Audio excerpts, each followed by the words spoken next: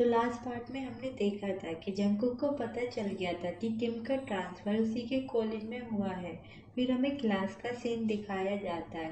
Teacher class में सभी को बोलती है कि आज हमारे क्लास में एक न्यू ट्रांसफ़र स्टूडेंट आने वाला है। ये सुन के बच्चे काफ़ी ज़्यादा एक्साइटेड हो जाते हैं कि वाह, क्या वो लड़का होगा या फिर कोई लड़की होगी। टीचर किम को कहती है कि क्लास में आओ और अपना इंट्रो दो। किम सबको अपना नाम बताता है कि मेरा नाम किम है।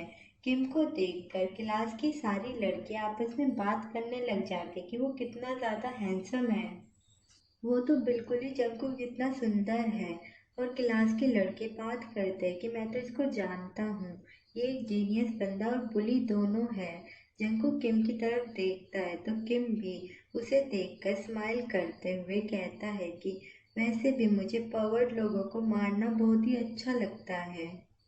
और ये सब कुछ जंगकुक को बोलकर वो मन में स्माइल करते हुए कहने लग जाता है कि ओह यस, मुझे लगता है कि मैंने उसे अपसेट कर दिया। जो भी हो, मुझे उसे कुछ लेना देना नहीं है, पर मुझे ये करके काफ़ी मज़ा आया। फिर किम सोचता है कि वेट, वो मुझे अपनी क्लास में देखकर शॉक्ड क्यों नहीं हुआ। फिर टीचर बोलती है कि किम वहाँ पर जाकर बैठ जाओ, और वो इशारा होता है जंगकुक के डेस्क के बगल में। और ये देखकर जंगकुक शॉक्ड हो जाता है, क्योंकि उसे भी नहीं पता होता कि किम उसकी ही साइड में बैठने वाला है। किम भी ये सुन के शॉक्ड हो जाता है और वो तुरंत ही बोल देता है कि नहीं। लेकिन उसे एकदम से याद आता है कि जो उसकी क्लास टीचर है वो उसकी आंटी है। मिस शैन उसकी आंटी किम की इमेजिनेशन में बोल रही होती है कि अच्छा, तो अब तुम मेरी बात भी नहीं सुनोगे। ठीक है, अब मैं तुम्हारी मॉम से कह के तुम्हारी पॉकेट मनी बंद करवा दूंगी।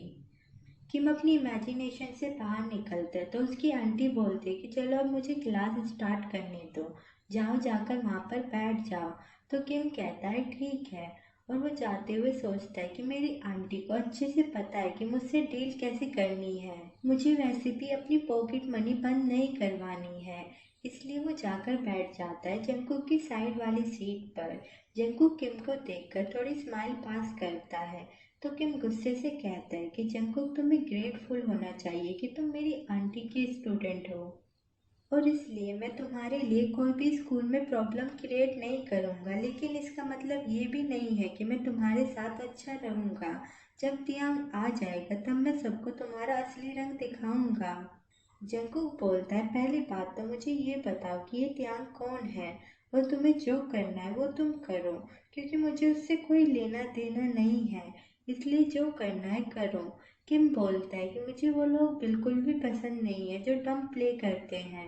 जंगकुक बोलता है डम प्ले, ओके फाइन, जो करना है वो करो, बस मुझे परेशान मत करो। तभी टीचर बोलती है कि सब लोग ये पेज नंबर निकाल लो, और आज हम यही पढ़ने वाले हैं।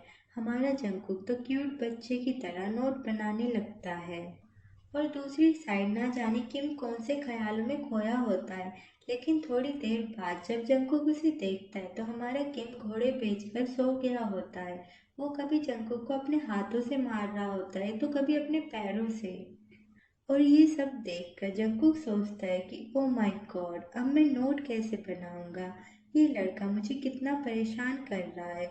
और तभी किम एकदम से जंगकुक के पैर पर रब करता है, और ये करते हुए वो खुद ही जाग जाता है। और उसी टाइम हमारा प्यारा जंगकुक अपने नोट बनाने के लिए बड़े ही प्यार से उसका हाथ हटा रहा था ताकि वो आराम से पढ़ सके। लेकिन किम को तो कुछ और ही लगता है, और वो गुस्से से उठता है और सोचता है कि ये कमीना क्या मुझे टच करने की कोशिश कर रहा था। कि तभी क्लास टीचर कहती है कि क्लास अब खत्म हो गई है, ब्लैक बोर्ड को साफ कर देना, जैसे ही सब लोग नोट बना लो।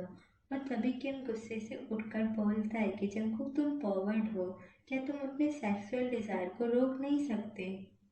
ये सुन के जंगकुक को बहुत ज़्यादा गुस्सा आ जाता है, और वो अपनी बेंच को पीछे करके बोलता है कि तुम्हारा मतलब क्या है। इस बार वो गुस्से से बोलता है कि तुम्हारी हिम्मत कैसे हुई ये बोलने की। किम गुस्से में उसके पास जाके चिल्ला के कहता है कि मैंने कहा कि तुम एक कॉवर्ड हो।